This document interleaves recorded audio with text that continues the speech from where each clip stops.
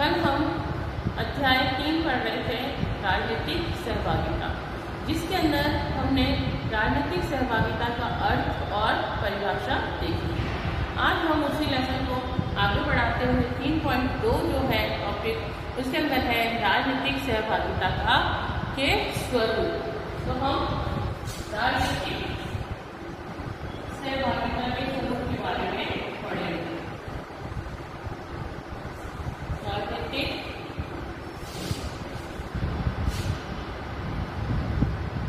सहभागिता के स्वरूप।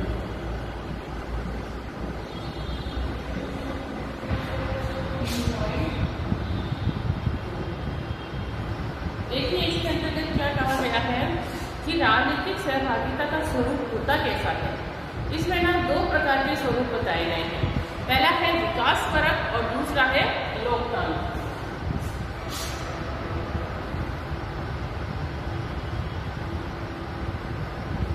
विकासपरक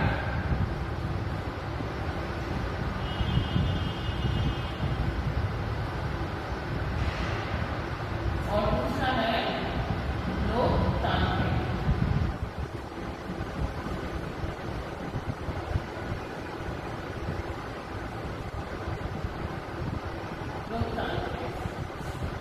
जैसा कि नाम से ही पता चल रहा है कि विकासपरक क्या है, जिसके अंतर्गत विकास के नए नए आयामों को खोजा जाए, और लोकतांत्रिक जिसमें जनता का शासन होता है। तो इसके अंतर्गत राजनीतिक सहभागिता का जो स्वरूप है उसके 2 प्रकार बताए हैं, एक है विकासपरक और दूसरा है लोकतांत्रिक। अगर हम बात करें राजनीतिक सहभागिता के कि इसका जो विकास है वो कैसे हुआ, तो 60-65 वर्षों के अंतर्गत देखा जाए तो राजनीतिक सहभागिता का जब अध्ययन किया तो पता चला कि इसका जो विकास है वह लोकतांत्रिक नीति निर्माण में नागरिकों की सक्रिय भागीदारी को जो है सबसे ज्यादा स्थान दिया गया है, कि इसके अंतर्गत ज्यादा से ज्यादा लोग क्या हुए भाई, सक्रिय हुए हैं। लोकतंत्र के अंतर्गत सक्रिय रूप से अपनी संपूर्ण भागीदारी निभा रहे हैं। और अगर हम विश्व की बात करें तो विश्व में 1940 से लेकर 1950 की जो शताब्दी थी उसके अंतर्गत 10 शताब्दी का मतलब है 10 वर्ष, जो 1940 से लेकर 1950 की 10 शताब्दी का मतलब है 10 वर्षों के अंतर्गत चुनावी सहभागिता पर केंद्रित रहा है। क्या राजनीति चुनावी सहभागिता के द्वारा केंद्र का मुख्य कारण बना, और अब यह भागीदारी जो है राजनीतिक व्यवस्था की हर प्रक्रिया को प्रभावित करती हुई दिखाई देती है।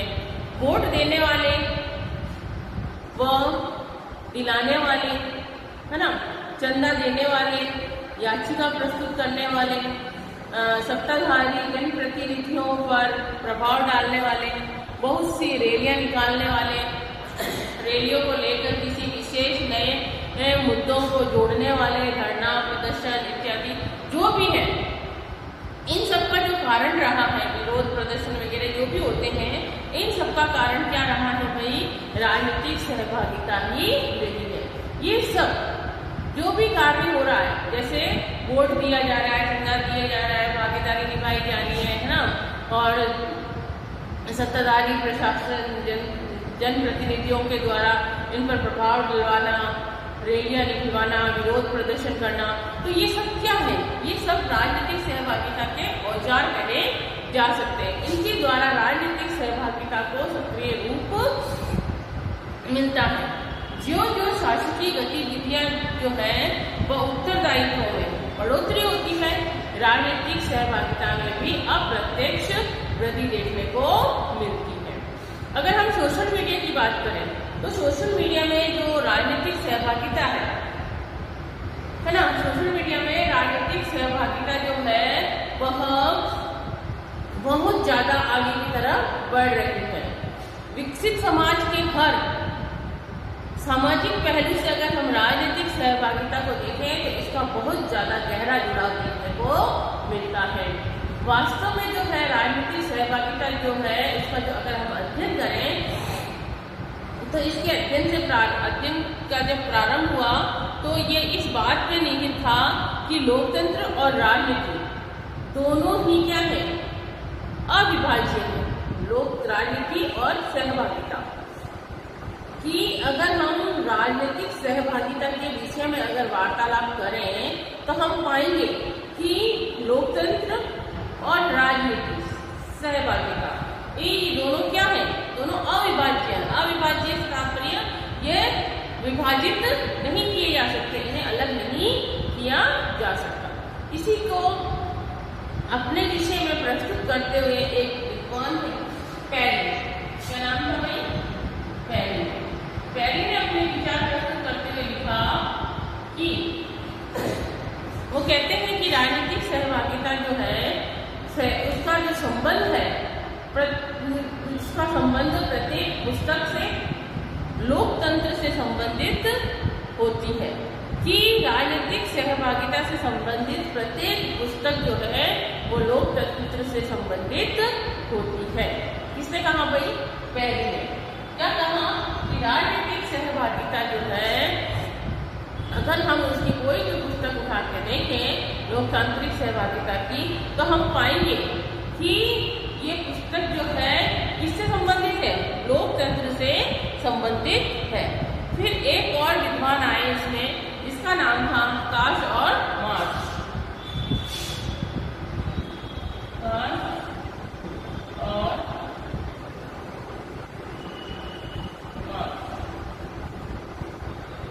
विद्वान का नाम है काश और मार्श ने भी लिखा कि राजनीतिक सहभागिता की धारणा जो है वो लोकतांत्रिक राज्यों की अवधारणा के केंद्र में अवस्थित है। कि लोकतंत्र की जो राजनीतिक सहभागिता की जो धारणा है उसका जो केंद्र बिंदु है वह किसमें है, लोकतंत्र राज्य की अवधारणा में स्थित बताया गया है। तो इस प्रकार से राजनीतिक सहभागिता को पैरी ने और काश मार्श ने अपने शब्दों में अभिव्यक्त किया है।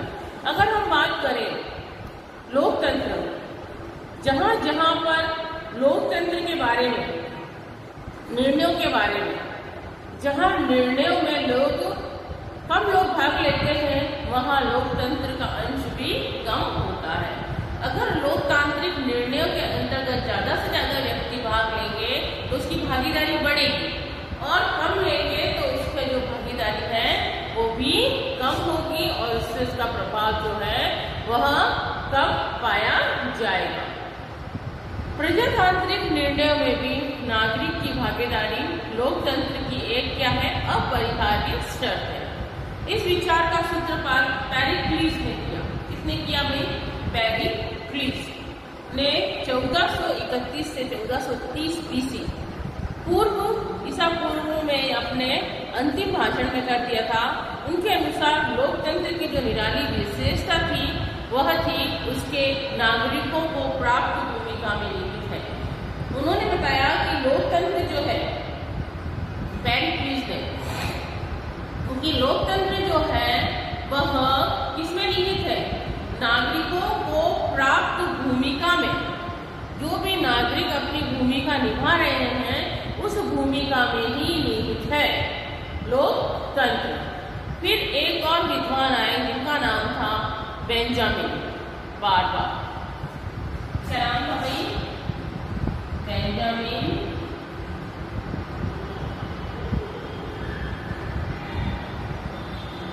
बारबर।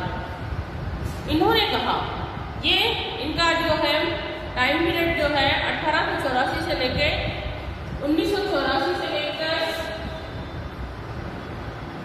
1995, इस समय में इन्होंने किसके बारे में, राजनीतिक सहभागिता के बारे में अपने विचार देते हुए कहा। इस टाइम में इन्होंने इसके अंदर ये महसूस किया कि सशक्त सहभागिता जो लोकतंत्र की पुरजोर वकालत किए।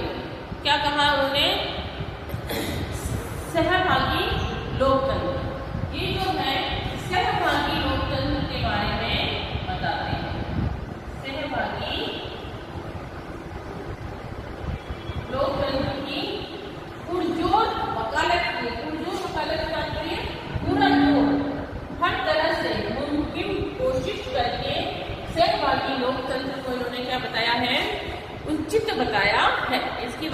अनावश्यकीय से तात्पर्य है, इन्होंने इसे उचित बताया है। उसने यह भी कहा कि सशक्त सहभागी लोकतंत्र और कमजोर उदार लोकतंत्र की तुलना में बेहतर विकल्प है, कि सबका मिलकर एक साथ होना सशक्त सहभागी लोकतंत्र बजाय कमजोर उदार लोकतंत्र के बेहतर विकल्प है। यानी सशक्त लोकतंत्र ज्यादा अच्छा है कमजोर उदार लोकतंत्र होने से, यह इन्होंने कहा। उन्होंने एक शब्दावली के अंदर कुछ शब्दों का प्रयोग किया जिसमें था थिंक डेमोक्रेसी और पॉलिटिक्स एज जोक कीपिंग, जिसमें उन्होंने कहा कि लोकतंत्र में व्यापक रूप में निजी भाव जो है हावी रहता है। इन्होंने शब्दावली का प्रयोग करते हुए कहा कि जो लोकतंत्र का जो व्यापक रूप जो देखने को मिलता है, वह व्यापक रूप जो है निजी भाव है ना। निजी भाव, व्यक्ति के खुद के निजी भाव किस प्रकार से दूसरों पर हावी रहते हैं। बेंजामिन ने भी एक मजबूत लोकतंत्र की स्थापना करते हुए, लोकतंत्र की आवश्यकता पर बल देते हुए उन्होंने कहा कि ऐसे लोकतंत्र के लिए आवश्यक है कि प्रतिद्वंदी नागरिक समूह बिना किसी मध्यस्थ के सीधे शासन में जो भाग लेता है, जिसमें व्यक्ति दूसरे व्यक्ति से सीधा संपर्क हो, इस संबंध में किसी मध्यस्थ या विषय योग्य बिचौलिए की आवश्यकता नहीं होती।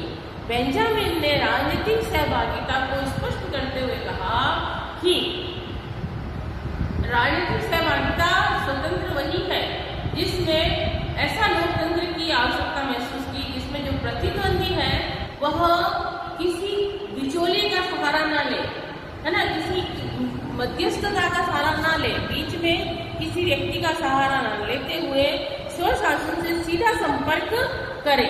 वही क्या है? राजनीतिक सहभागिता बताई। किसने बताई भाई? बेंजामिन ने बताई। राजशाही से लेकर लोकशाही तक, पहले जो शासन था राजा का था, इसलिए राजशाही से लेकर लोकतंत्र जब कायम हुआ तब तक की परिवर्तन यात्रा नागरिकों की जो निरंतर बढ़ती आकांक्षाओं और अपेक्षाओं का ही परिणाम कही जा सकती है।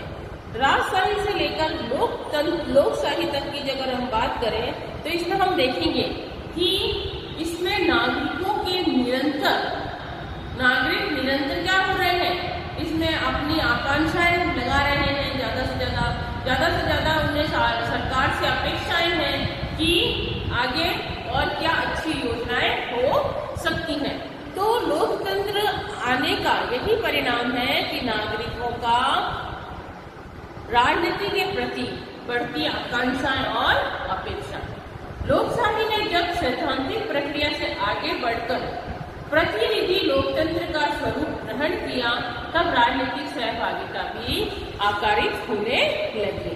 जब राजशाही को हटाकर और लोकशाही को आगे बढ़ाया गया, तब इसके अंतर्गत एक नया स्वरूप सामने उभर कर आया और एक नया रूप उसने लिया। तो ये था राजनीतिक सहभागिता के स्वरूप की किस तरह से आगे बढ़ा है। पहले राजनीतिक सहभागिता क्या थे? स्वरूप के रूप में हमने दो देखे, विकासपरक और लोकतांत्रिक। फिर अलग अलग लोगों ने अपनी राजनीति और सहभागिता के बारे में अपने विचार प्रस्तुत किए। और अब जो हमारा नेक्स्ट जो टॉपिक है 3.3, वह है नागरिक चेतना और सहभागिता।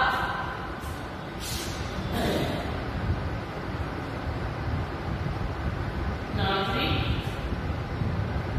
चेतना और सहभागिता। देखिए, नागरिक चेतना यानी कि देश में रह रहे सभी नागरिकों की चेतना, है ना, कि उनमें सोचने समझने का क्या दायरा है, कितना बड़ा है और वो दायरा किस स्तर पे बढ़ता है। अगर व्यक्ति शिक्षित होगा तो शैक्षिक स्तर पर उसके विचार कैसे होंगे? खुले होंगे। खुले विचारों से वह आगे बढ़ेगा। तो नागरिक में चेतना का क्या आएगा? चेतना के भाव जागृत होंगे, है ना। तो नागरिक की चेतना, उसका जो शैक्षिक स्तर है, उसका जो वैचारिक धरातल है, वे तत्व हैं जो उनकी राजनीतिक सहभागिता को सुनिश्चित करते हैं। यानी कि शैक्षिक स्तर और वैचारिकता व्यक्ति की राजनीतिक सहभागिता को सुनिश्चित करते हैं कि व्यक्ति के अंतर्गत सहभागिता को लेकर, राजनीतिक सहभागिता को लेकर क्या विचार उमड़ते हैं उसके अंदर। और यही कारण है कि जिन देशों का साक्षरता प्रतिशत जितना अधिक होगा, वहाँ के नागरिक की राजनीतिक सहभागिता का स्तर भी उतना ही ऊंचा होगा, व्यापक होगा। उसकी सोच क्या होगी? उसकी सोच बड़ी ही होगी। वह अपने पूरे दिमाग से हर तरह से सोचेगा, हर तरह से उस चीज को समझेगा कि राजनीति के अंतर्गत लगे हुए लोग राजनीति का किस प्रकार से उपयोग कर रहे हैं। अगर हम बात करें यूरोपीय देशों की तुलना में एशियाई अफ्रीकी देशों में शिक्षा जो है, शिक्षा साक्षरता की न्यून दर की नागरिकों की राजनीतिक उदासीनता को क्या करती है भाई? बढ़ाती है। जहां पर शिक्षा का स्तर न्यून होगा, है ना, जहाँ लोग शिक्षित कम होंगे, वहां पर राजनीतिक सहभागिता भी क्या होगी भाई? उदासीन होगी। वहां के नागरिकों में इतनी समझ विकसित नहीं होगी। तो यह आधार कहा जा सकता है कि जो शैक्षिक स्तर है वह नागरिकों की चेतना को क्या करेगा भाई? बढ़ाएगा। इसी के साथ अगर हम जनसंख्या का घनत्व और विस्तारित रूप से फैलाव भी ये कारण हो सकते हैं। अगर जनसंख्या ज्यादा है ना, जनसंख्या का घनत्व है, विस्तारित रूप है, तो ये सब कारण भी किसके हो सकते हैं? नागरिक चेतना के कहे जा सकते हैं, जिनमें नागरिक अपने प्रतिनिधियों के साथ, जो भी राजनीति के अंतर्गत प्रतिनिधि के रूप में उभर कर सामने आ रहे व्यक्ति हैं, उनके साथ व्यापक रूप से क्या करते भाई? चर्चा, परिचर्चा नहीं कर पाते। और देखा गया है कि यहाँ पर बड़े देशों में अल्प मात्रा में नागरिकों का अपने प्रतिनिधियों से प्रत्यक्ष संवाद हो पाता है।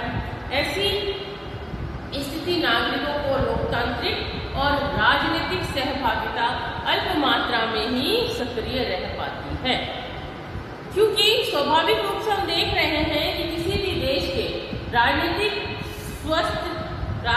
स्वास्थ्य के लिए ये उपयुक्त नहीं माना गया है कि आवश्यक है कि व्यक्ति क्या होना चाहिए?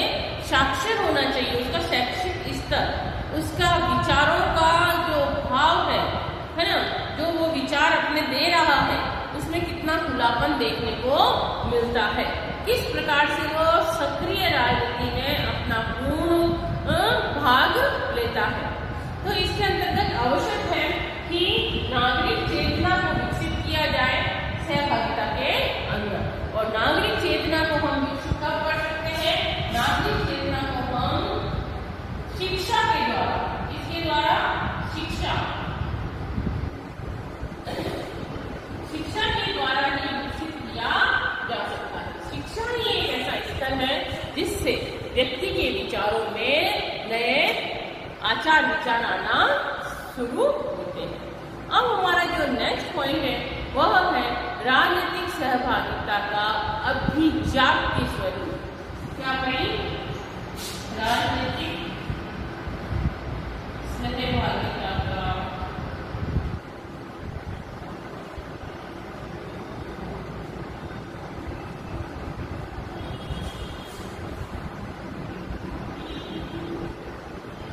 अभिजात्य स्वरूप।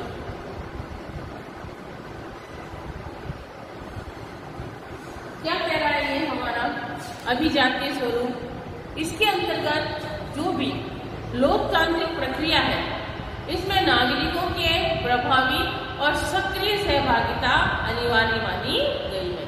लोकतांत्रिक सहभागिता का जो अभिजातीय स्वरूप है, इसमें नागरिकों का सक्रिय रूप से लोकतंत्र में भाग लेना क्या माना है भाई? पहली और अनिवार्य शर्त के रूप जा सकता है। लेकिन अगर हम व्यवहारिक धरातल पर ये शर्त कहीं भी टिकती दिखाई नहीं देती है। प्रसिद्ध राजनीतिक विचारक थे जोसेफ सुपिंटर। क्या नाम था भाई? जोसेफ सुपिंटर का कहना था कि शासन चलाना और सार्वजनिक नीतियों, जितनी भी सार्वजनिक नीतियां हैं उन्हें बनाना व्यवसायिक राजनीतियों का काम है। ये सारा काम किसका है? जो राजनीतिज्ञ राजनीति में लगे हुए हैं, ये सारा कार्य उनका ही है। कौन सा कार्य? शासन चलाना और सार्वजनिक नीतियां बनाना। जो भी देश की भलाई के लिए, नागरिकों की भलाई के लिए जो नीतियां बनाई जा रही हैं सरकार के द्वारा, ये सब कार्य किसका है? राजनीतिज्ञों का बताया गया है। इसके अंतर्गत देखा गया है कि जो नागरिक है, नागरिकों की जो भूमिका है वह चुनाव द्वारा अपनी पसंद से क्या करते हैं भाई?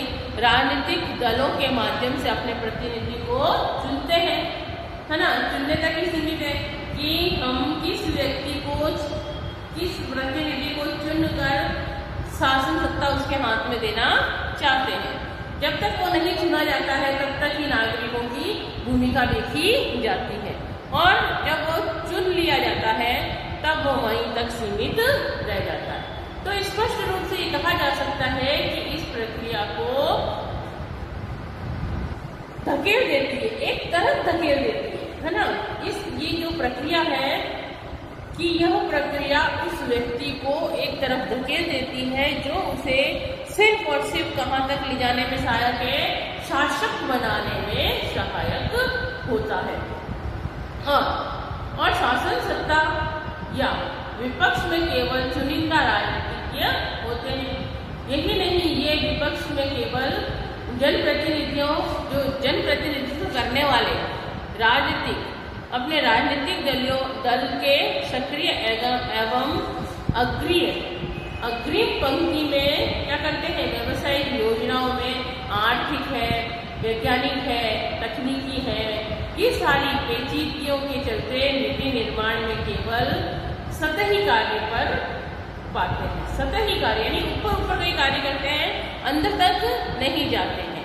जो भी इनको कार्य करना होता है, जो भी राजनीतिज्ञ लगे हुए हैं, वह राजनीति के अंतर्गत लगे रहते हुए क्या करते हैं भाई? जनता की भलाई के लिए जो कार्य किए जाते हैं, सक्रिय रूप से काम करने चाहिए, वह कार्य सिर्फ ऊपरी तौर पर किए जाते हैं, है ना।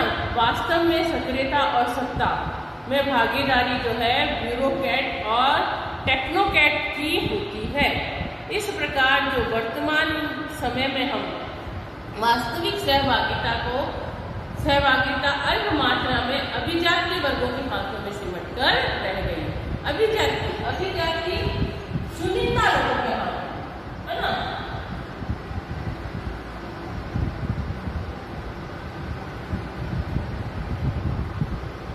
चुनिंदा लोगों के हाथों में, तो चुने गए लोग हैं ना, जो राजनीति के लिए चुने गए, चुनिंदा लोगों के हाथ में, ठीक है, जो राजनीति में सक्रिय रूप से क्या कर रहे हैं? भाग ले रहे हैं, परंतु देश की भलाई के लिए संपूर्ण रूप से नागरिकों के लिए अच्छी व्यवस्था ना करके ऊपरी तौर पर व्यवस्था कर रहे हैं। तो अभिजातीय लोगों के हाथ में सिमट कर रहने का मतलब है, जिन व्यक्तियों को हमने चुना, जिस प्रतिनिधि को हमने चुना, उस प्रतिनिधि के द्वारा क्या किया गया है भाई? उस प्रतिनिधि के द्वारा कार्य को किया गया है, और उन्हीं प्रतिनिधियों के द्वारा इन कार्यों को किया जाता है। जिसमें क्या होता है भाई? आधुनिक लोकतंत्र प्रणाली में लोकतंत्र मूलतः राजनीतिज्ञों का शासन है, जिसमें साधारण नागरिकों की भूमिका बहुत सीमित हो जाती है, अल्पकालिक हो जाती है, यानी कम समय के लिए, या फिर रुक रुक के कार्य करती है, या फिर काल्पनिक मात्र हो जाती है। यानी कि जो विकास का जो कार्य किया जा रहा है, वो विकास का कार्य सिर्फ कल्पना मात्र में ही किया जा रहा है, वास्तविक रूप से उसमें कुछ भी सक्रियता दिखाई नहीं दे रही है। हाल जो है वह लोकतंत्र के इस अभिजातीय स्वरूप की तीखी आलोचना करते हुए कहते हैं कि यह एक ऐसी यंत्रबद्ध व्यवस्था है जो बाजार के सिद्धांतों के अनुसार अनुसरण करती है, जो बाजार के जो सिद्धांत बनाए गए हैं कार्य करने के, उन सिद्धांतों के द्वारा कार्य करती है तथा विभिन्न हित समूहों के परस्पर विरोधी हितों में संतुलन स्थापित करने के लिए स्वतः ही अभिजातीय प्रक्रिया का हिस्सा बन जाती है। कि इसके अंतर्गत अलग अलग से बहुत से छोटे छोटे जो समूह है ना, हित समूह जो बनाए गए हैं, उन हित समूह के बीच में क्या होता है भाई, विरोधी हितों, दोनों के बीच में विरोधी हितों के बीच में संतुलन स्थापित करने के लिए वो स्वयं ही अभिजातीय प्रक्रिया का हिस्सा बन जाते हैं, चुनिंदा लोगों के हाथों का हिस्सा बन जाते हैं। और इस प्रक्रिया के अंतर्गत जो है संपूर्ण समाज शासन का नियंत्रण करने के लिए दो या कुछ समूह का कुछ अधिक समूहों में विभक्त होकर स्वनिर्मित अभिजातीय समूहों का अनुगामी हो जाता है।